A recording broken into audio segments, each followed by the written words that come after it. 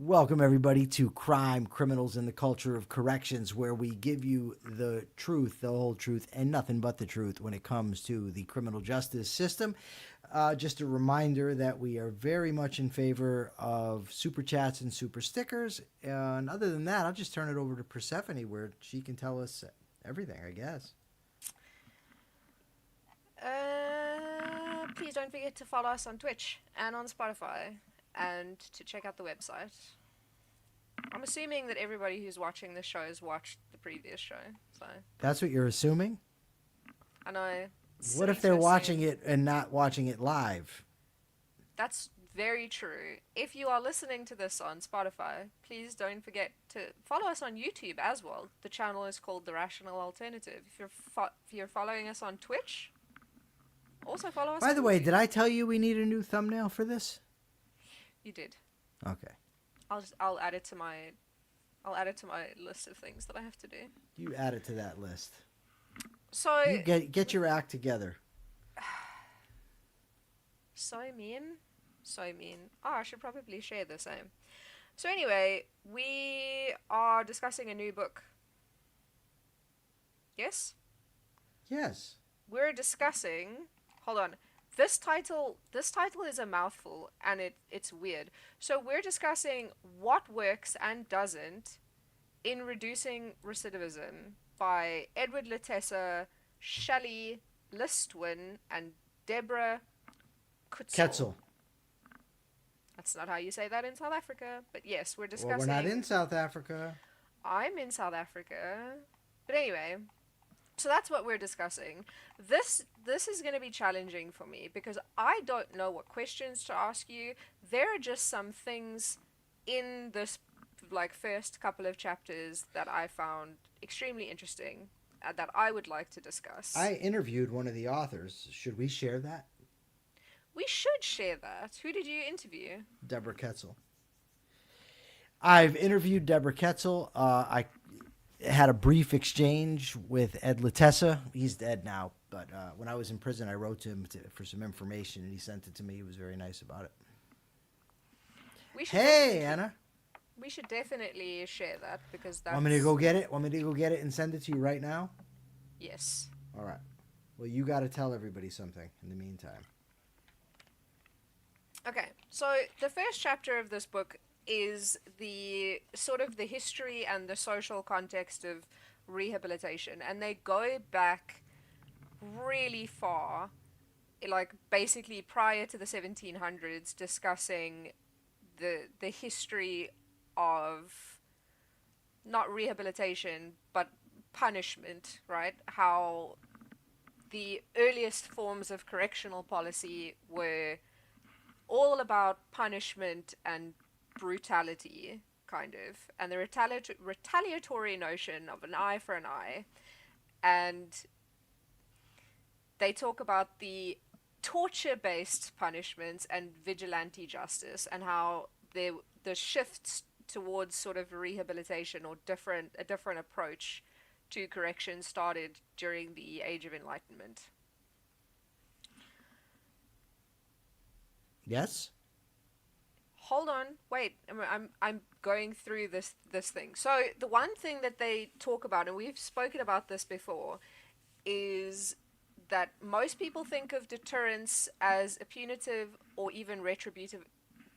I can't words. Retributive. Yes. We often hear politicians and others speak of shaming activities as in the context of sending a message in an effort to deter future crime, but that doesn't work, and it often has the reverse effects. Yes. Thoughts? Okay, so the history of punishment, the retributionists are people who want punishment for the sake of punishment. They think that, person deserves to get punished, so you just punish them. And often harshly, as we'll find out as Persephone goes back to the Auburn system. I believe it was the Pennsylvania, I think, was Cherry Hill, if I'm not mistaken. It's been a while since I read that particular book. But either way, it's very short-sighted. Like if you take a guy like me and you say, well, let's put him in prison for 5 years and just whip him daily, for instance. I mean, I'm being a bit facetious, but they have done flogging, in the past. I may very well learn in those 5 years that I don't like this. The problem is I haven't learned what I do like. I haven't learned how to behave to get the things that I like.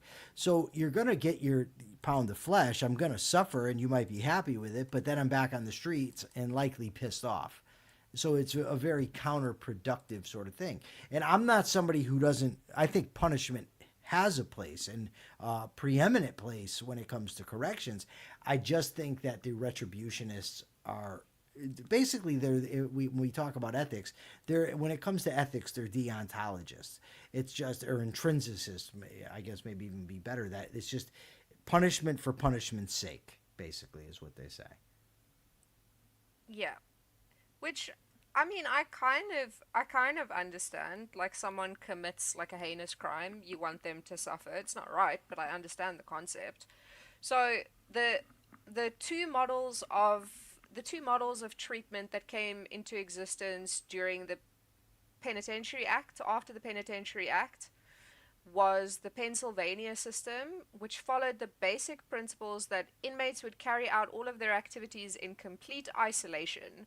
To that end, prisoners were expected to work, receive religious instruction, and engage in all activities from their cells with no contact with other inmates. This was based on the idea that, that they were they had to reflect on their sins and see the error of their ways, and the best way that they thought to do this was to put these people in complete isolation and have them like reflect on their sins and work and ask for forgiveness and so stuff did like they that. talk in the book? I don't remember, and I've read about this a lot of times. The difference between the separate system and the silent system. Did they break it down like that? The Pennsylvania versus the New York system. That's the only way in which they broke it down. So yeah, so they talk about the two models of treatment were the Pennsylvania, which is when they were in complete isolation, and then the New York system, which was similar, but allowed the prisoners to work together during the day, but they weren't allowed to speak to each other or make eye contact. The silence was part of a strict system of discipline. Yeah. So neither of these are very conducive to mental well-being. Right. This is insane to me. How was there any idea that putting people in like extreme isolation was going to work? I just don't get it. I know it's not logical, but anyway. No. So the separate system. So they actually what I was thinking of, and they didn't cover it here, but it's more for how I learned about these things. The separate system was in Pennsylvania. This forced inmates into absolute 24-hour isolation to prevent criminal corruption and encourage inner reflections. The silent system, that's what you called the Auburn plan, allowed inmates to work together to generate profit, but enforced absolute silence to maintain control and prevent plotting.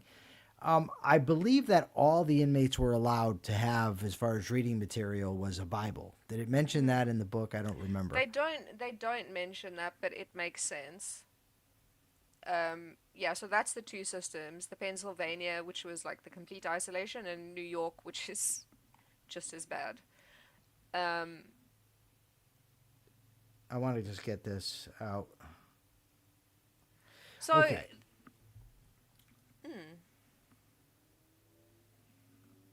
Yeah, so in both systems, they were allowed reading material, but it was strictly limited to religious and moral text, most notably the Bible. Secular books, novels, and outside newspapers were completely banned in both models. So you could just, I mean, this is how they were looking at it. But as the century goes on, they come up with different ideas. You're going to have to guide me through, Persephone, because it's been about 5 years since I read the book, and this is the history stuff, not really the ideas stuff. Yeah, I just want to go through this. I like this history Sure. part. I want to go through it really quickly because it is Hmm. very interesting because it shows you just how much things have changed even though things are still broken. If you look at like where it comes from, it's very it's interesting, right? So in 1870 they adopted the National Prison Association had the Declaration of Principles, and the principles were punishment should be for reformation. Reforming the individual helps protect society. Prisoners should gradually progress through the system and receive marks for good behavior. Special training is required for prison officers, and education and religion are important areas that should be addressed. Okay. So this is important to. You can have a goal that can be an admirable goal, but if you don't know how to achieve it, it's pointless. So when they come out and say reformation should be a part of this, I, for instance, agree. Problem is they didn't know what they were doing.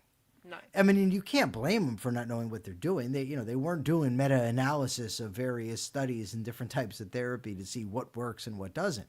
But nevertheless, the ethical training was largely religious. That's what you need. You need to come to Jesus, which has a terrible record of reforming offenders, and learn a skill. So you're going to teach these guys a skill and give them religion and say, here, go on your way. Not really an effective way to reform people. But again, not their fault. I just think it's important to discuss, Yeah. to So mention rather. so this when this declaration of principles happened, this was the first move away from the deterrence philosophy that like the harsh punishments and more towards rehabilitation. So one of the first institutions that adopted these principles was Elmira Reformatory. And that's in New York, correct? It doesn't say, but this was opened in 1876 and used a system of 3 levels. And they started at level 2 and they had to progress to level 1, and then they had to follow the rules, attend school, and work for 6 months. But if they didn't follow the rules, then they went from level 2 to level 3, and then they had to work back to level 2 and then back to level 1. Um, and they had to do this for 6 months in order to get to level 1. And they apparently had high success rates with this. Like people had to work and follow the rules, but then there was allegations of harsh conditions and brutality, which is not really surprising. Um, anyway, so then you get into the progressive era where they started advocating for probation, parole, indeterminate sentencing, and establishment of a separate juvenile court. Right. So you have probation and parole. I think most people probably understand. Parole is when you're getting out of prison. You basically serve part of your prison sentence on the street. So if you're sentenced to 20 years and you make parole after 10 and you have 10 years left, you're on parole for 10 years. You have to report to a parole officer, go through the rigmarole, urine test, keep a job, that sort of thing.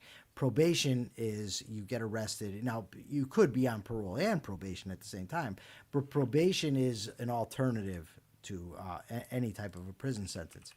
Indeterminate sentence means that you're sentenced, say, from 10 to 20, and if you behave yourself, you get out at 10. If you don't, you get out after 20. The juvenile court thing is interesting because a big problem with taking juvenile crime is that it's not treated as a crime. So juveniles actually don't have the same rights because it's not considered criminal as an adult would have. They don't face the same penalties, but they also don't have right to a jury trial, that sort of thing, right to do, I think there is some due process and time it's come about, but it was a real problem to treat them separately. So the first juvenile court was actually established in 1899. Was the first juvenile court and had the under the notion that the judges advocate for the child rather than simply rely on Yeah. punishment. So the judges were granted authority over the children. Can I just derail this for a second, just speaking about juvenile court, because it reminded me of something that I saw. Sure. So in 2017, I want to say 2017? Yes. In 2017, there was a kid that was murdered in Ann Arbor by 3 people, right? Two of the guys that were part of the murder were adults, and they were tried as adults. And then there was a third who was a minor. Well, he wasn't a minor. I think he was 17. And he was tried as a juvenile, and he had like a plea deal. So he entered a guilty plea, and he was supposed to be sentenced as a minor. And in court, and there's videos of this which surface every now and then, of him smiling and laughing and giggling, like, while this whole court proceeding is going on. And the judge at the end of it turned around and said, "I'm not going to accept this plea bargain. Like, this, I want this to go to trial." Because I think he was supposed to serve like 3 to 5 years as part of this plea bargain. And the judge was so disgusted by his behavior, of how he was just like, he was giggling. You could see he didn't have a fucking care in the world. Mm-hmm. And he was like, "I just want to tell my family I'll be home soon." And the judge was like, "No, I'm not going to accept this. I want this to go to trial." And he ended up getting 23 years. And he was a juvenile? He was 17. And Danta Wright. And what So is your take on that? When you look at the way this kid was behaving in the court, and just the complete lack of care that he had, I'm happy with the fact that the judge decided that it should go to trial instead, and that he wasn't going to accept the. You could see. I don't know. I don't. Was it murder? Yeah, he shot a dude in the head. Okay, I missed that part. All right. Yeah, no. So there were 3 of them, and they murdered an 18-year-old. This kid that was sentenced to 23 years, he was the one who actually, like, fired the shot that killed the kid. So he was sentenced to second-degree murder for 23 to 50 years. Okay. All right. Okay, now that you've derailed us, can you re-rail us? Sorry, we're just talking about juvenile No, stuff. I'm teasing you. I'm teasing you. You said derail. I'm just... So we're re-railing. Yeah, re-rail us. No, not re-railing. Anyway, okay, so that's the juvenile thing. Then comes the nothing works study, right? Robert Martinson, yes. Robert Martinson. He publishes a paper, and what ends up being taken away from this is nothing works, even though that's not really what the research showed. Well, that's not what he said either. There's different, we should say, there's different types of studies that you can do. There's literature reviews, there's meta-analysis, of the meta-analyses, I should say, of various studies, which basically is you look at a whole bunch of different studies to figure out what actually that they're saying. You're not just relying on one. Literature review, I think, is you just basically, it's more of a sort of rote thing where you just go by what it sounds like a review of the literature. Am I getting that right? Again, been a while. Yes. Okay. Martinson did not go by a meta-analysis, and he was including some very poorly done studies in his research. Yeah. No, no, I need a little more enthusiasm than I that. I do you really want to talk about that? That's not really what I want to talk No, about. no, I'm just saying that's an important moment. The idea that nothing works to rehabilitate offenders that came out of Martinson is pivotal. Okay, hold on. You talk. Well, yeah, I mean, this guy had everybody, not everybody, but a large amount of people believing that criminals just could not be changed. And if criminals cannot change, then you don't try. You just get tough on crime and lock them up for, extraordinarily long times.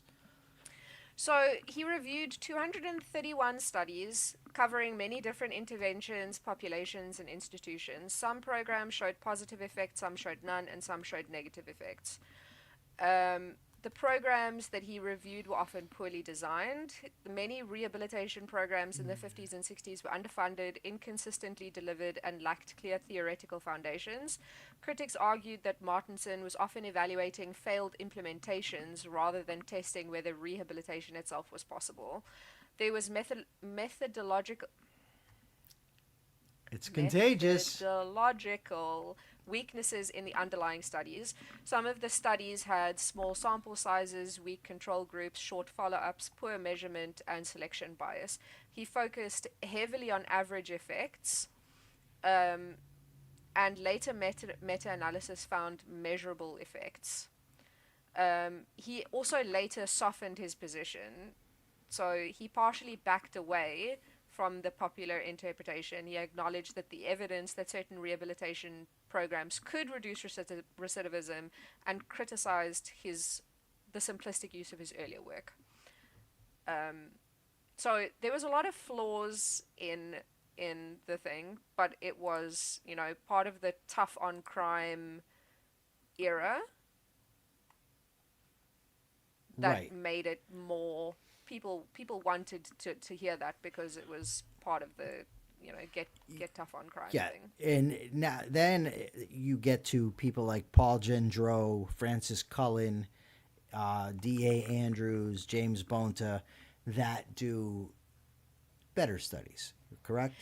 Yes, so this was the next thing. So now so that's talking about what doesn't work, right? And then they start talking about what does work, and they talk about the principles of effective intervention. These principles and the strong empirical support for treatment-based strategies led to the National Institute of Corrections to begin offering training and seminars in the 1990s. So this, according to Cullen and Johnson in 2012, these principles were summarized into 4 key themes. Treatment should target high-risk offenders, the risk principle. Treatment should focus on I don't like this word, Criminogenic needs. yes, of the offender, and I want to talk about these again. Treatment should be cognitive, behavioral in nature, Yeah. and other considerations must be taken into consideration. What a bad sentence. So, specific responsivity, training, culture, environment, prison versus community. So, can we talk about the criminogenic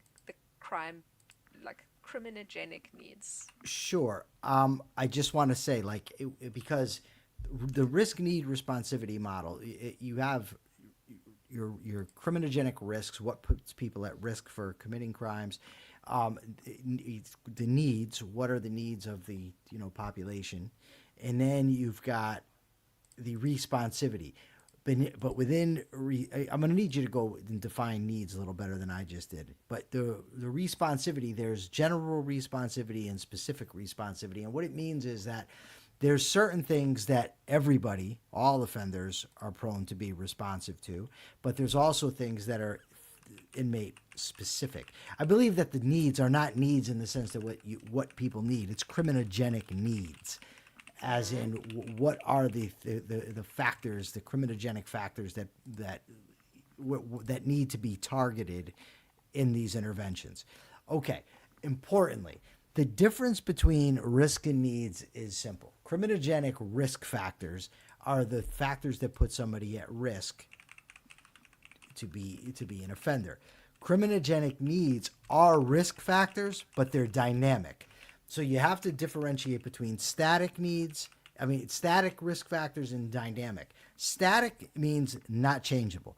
So, for instance, things that put people at risk of committing offense are being a male is one. Not going to change that, right? Age of first offense. The younger you are when you first offend, the more chance you're going to be an offender. You can't change that. Your current age, can't change that. Criminal history, can't change that. Then when you get into the criminogenic needs, and I by no means have them memorized, but I know there are things like attitudes, values, beliefs, criminal associates, drug use, education level. I can't remember the others. There's one, not psychopathic, antisocial personality is another one of them. So if these things are subject to change. So why they're called needs is because if you target things that are dynamic, you can change them. I can change my attitudes, values, and beliefs. I can change the people with whom I associate. I can change whether or not I'm going to use drugs. I can change my associates. I don't know if I already said that, but the point is that they're dynamic because they can be changed. So the criminogenic needs, the 8 primary ones are antisocial cognition, so pro-criminal attitudes, values, and beliefs, or holding an inherent lack of empathy or self-control. Notice the similarities between that and the criminal thinking errors that were identified by Samenow and Yokelson. Okay, now go ahead.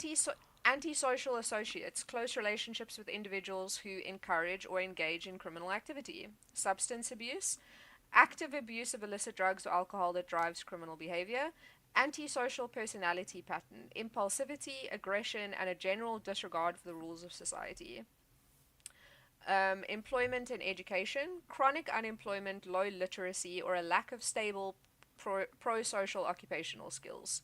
Then family and marital issues, dysfunctional relationships, inappropriate parenting, or poor family conflict management.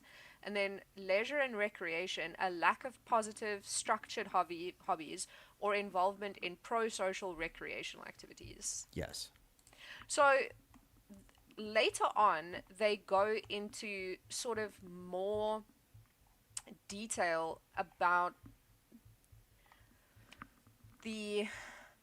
when you look at these risk factors, they compare it to the risk factors for having a heart attack, right?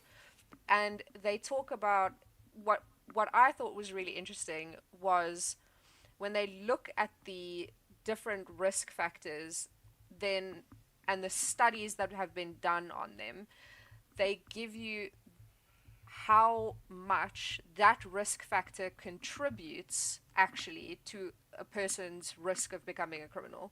Okay. So one of them is lower class origins, which there's been a lot of studies on, but when you look at it, it has less of an impact on risk factors, like whether a person is likely to become a criminal, than if that person has bad parent-child relationships or bad family structure. Yeah, in other words, being poor does not make you a criminal. Yes, even though it is a risk factor. Sure. when you look at the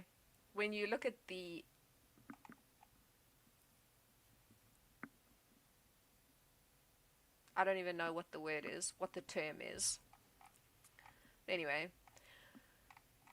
go all the way back up to the top. Yeah, so they talk about dynamic versus static factors. So static factors are related to risk but are not changeable, like the number of prior offenses and whether an offender has ever had an alcohol or drug problem, and then dynamic factors which can change. Right. And that's what we need to focus on. That is what we need to focus on. So they talk about the Burgess scale, which was like one of the first measurement scales, one of the first classification scales that they had to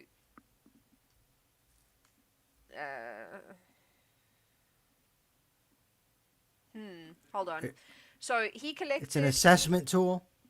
It is. Hold on. Okay. Wait here, I'll tell you. So he collected background information on 3,000 parolees and it was the first actuarial instrument used for risk assessment of offenders. The final tool was called the Burgess scale. Yeah.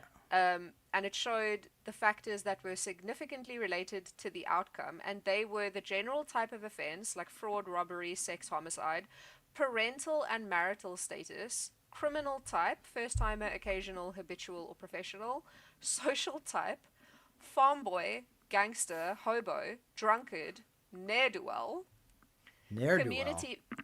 community factor, statement of trial judge and prosecutor, previous record, work record, punishment record in prison, months served prior to parole, intelligence rating, age when paroled, psychiatric prognosis, and psychiatric personality. So that was one of the first ones that that was one of the first tools. Mm-hmm. And then after that, they started to develop more tools to help assess with yes. assessment. So we're probably going to get into this later on, but assessment tools are basically where you assess what the person's needs are, what kind of interventions would work best with the person, and they're now up to, I think, I want to say fourth generation with their assessment tools. And the last time I looked into this, the best one was the level of service inventory. But I'm sure we have plenty of time to get into that, though that's a separate chapter all in of its own, if I'm not mistaken. It is. Actually, I mean, we're half an hour in. Can I tell you something that I Googled while I was doing the reading for this? So Sure. They were talking about the amount that the United States spends on corrections, right? And Wow. if they were going to keep up with the just locking everybody up, like how much the US would end up spending. So I don't know when my copy of the book is from, but it's like 2014. I Googled what the latest numbers are on how much the entire US correction system spends in a year in direct government spending. So in 2021 is the numbers that I have. Would you like to hazard a guess on how much the United States in direct government spending spent on corrections in 2021? Hold on. 10 billion? Way more? 94 billion. It was 66 billion in 2012. So about 94 billion just on corrections, and then a further 135 billion on policing, and a further 52 billion on courts. That's how much money the United States spends on the entire corrections environment, which is an insane number. I would say so. All right, so are we coming back tomorrow for chapter 2? We are coming back for chapter 2. This was a very sort of like all over the place thing. They want to familiarize you with some of the stuff. Yes. I thought some of this was really interesting. Do you want to hear the summary of chapter 1? Sure. Correctional policy is cyclical and subject to social and political forces. That seems obvious, right? It does. Yes. The Age of Enlightenment ushered in a new set of policies that focused attention on the role of the individual in understanding criminal behavior. Also seems obvious. The early history of prisons suggests that they were based on the notion of reformation, although through the ineffective use of punishment. So this is the thing. They thought that by putting these people in isolation or like whipping them, that this was helping criminals to become better, which is bonkers. By the early 1900s, reformers became committed to reformation and understanding offenders' social and psychological backgrounds. But there was a weird swing between criminals are evil that need to be whipped, and criminals are poor little babies who are just victims of their upbringing and need to be you coddled. still have that today. You still have that today. That same dynamic. So the Get Tough movement became popular for a variety of reasons, including concern over rising crime rates, evidence unsupportive of treatment, and concern that offenders' rights were being violated. How does that make sense? Get tough. We're getting tough because offenders' rights are being violated, but the Get Tough movement... Okay, anyway. So even during the Get Tough movement, studies emerged that showed treatment could work and would be most effective if certain principles were followed. The principles of effective intervention provided the framework for understanding and employing effective treatment strategies to reduce recidivism. Studies eventually concluded that the Get Tough movement's impact was minimal at best and harmful in some circumstances. The system has not fully embraced rehabilitation as a guiding correctional philosophy, and there is room for optimism that the system might have begun to soften its punitive approach. That's the summary of the first chapter. All right. Well, we'll be back tomorrow for the next chapter. Yes. Thank you so much, Persephone. You did a wonderful job. And thank you, audience, for joining us today. Wait. Nicole asked a question like 6 minutes ago. No, she didn't. She said contributing factors. Yeah, she was trying to help you when you were trying to figure out a word. Yeah, okay. Thank you, Nicole, and thank you, Persephone, Thank you. and thank you, everybody else. For now, have a good night.